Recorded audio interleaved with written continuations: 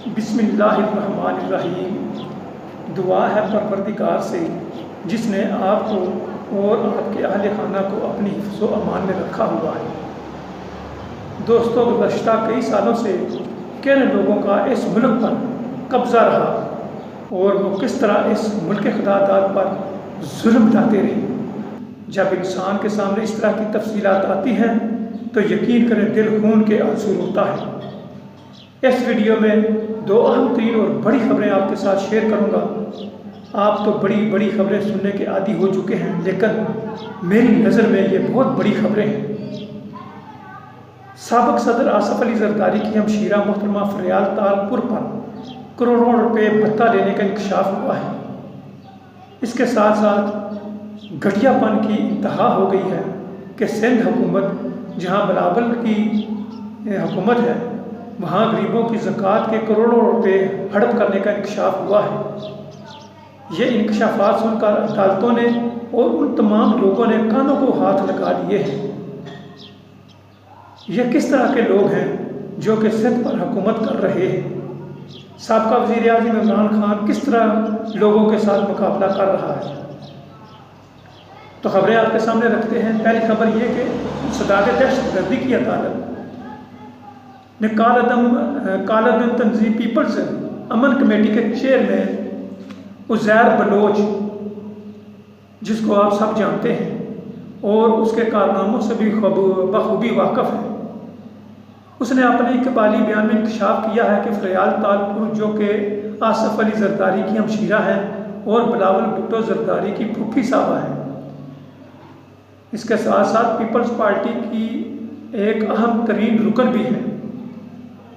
انہوں نے سینیٹر شہادت علی اوان اور ایس ایس پی فاروق اوان کے ساتھ مل کر بہت سے وہ کام کیے ہیں جن کا راز چیئرمین امن کمیٹی عزیر بلوچ نے اپنے اقبالی بیان میں بیان فرمایا ہے۔ عزیر بلوچ نے کہا کہ محکمہ فشری مجھے 20 لاکھ اور فریال تالپور کو 1 کروڑ روپے ماہانہ بھتہ کی صورت میں دیتے تھے۔ اندازہ لگا لیں، یہ صرف محکمہ فشری کی بات ہو رہی ہے۔ سندھ میں محکمہ فشری سونے کی کان سمجھی جاتی ہے، جہاں سے فریال تالپور کو ماہانہ 1 کروڑ روپے بھتہ کی مد میں دیا جاتا تھا۔ فشری کے ڈائریکٹر سعید بلوچ اور نثار قرائی کو بھی انہی کی ہدایت پر تعینات کیا گیا تھا۔ اسی طرح کے اور بھی بہت سے انکشافات کیے جو کہ عزیر بلوچ نے اپنے اقبالی بیان میں ریکارڈ کروائے ہیں۔ اب چلتے ہیں سندھ حکومت کی طرف۔ سندھ حکومت کا کارنامہ دیکھیں کہ زکوٰۃ کی رقم، جو کہ غریبوں، مسکینوں اور نادار لوگوں کا حق تھا، انہوں نے اپنے سیاسی مقاصد کے لیے اس کو استعمال کیا۔ سندھ ہائی کورٹ، میں کہہ رہا ہوں کہ سندھ ہائی کورٹ نے برہمی کا اظہار کرتے ہوئے اس کی وضاحت طلب کر دی ہے اور کہا ہے کہ اگر آپ نے اپنے سیاسی مقاصد حاصل کرنے ہیں تو بجٹ میں کوئی اسکیم متعارف کروائیں، غریب لوگوں، مسکینوں کا حق نہ کھائیں، یہ ان کے اوپر ظلم نہ کریں۔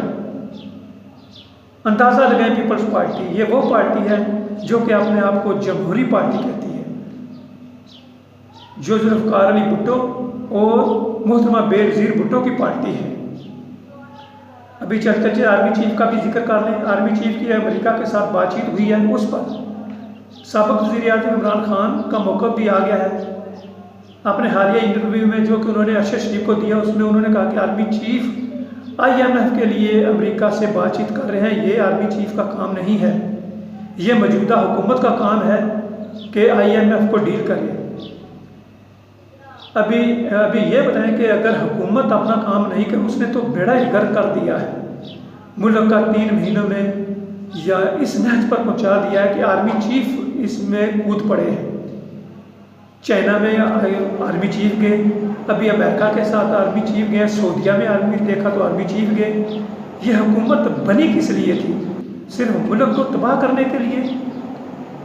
ابھی آرمی ہی رہ گیا ہے کہ جو ریسکیو کے کام ہے سب کے سب آرمی کے سپرد کر دیے گئے ہیں۔ آرمی ہی ایک واحد سہارا ہے، پاکستان کی عوام بھی آرمی کی ہی طرف دے رہی ہے۔ اللہ تعالیٰ ہماری آرمی کو اپنی حفظ و امان میں رکھے اور اس کو مزید طاقت عطا فرمائے کہ یہ پاکستان کی عوام کی دل و جان سے خدمت کر سکیں۔ اپنا بہت سارا خیال رکھیے گا۔ اللہ نگہبان۔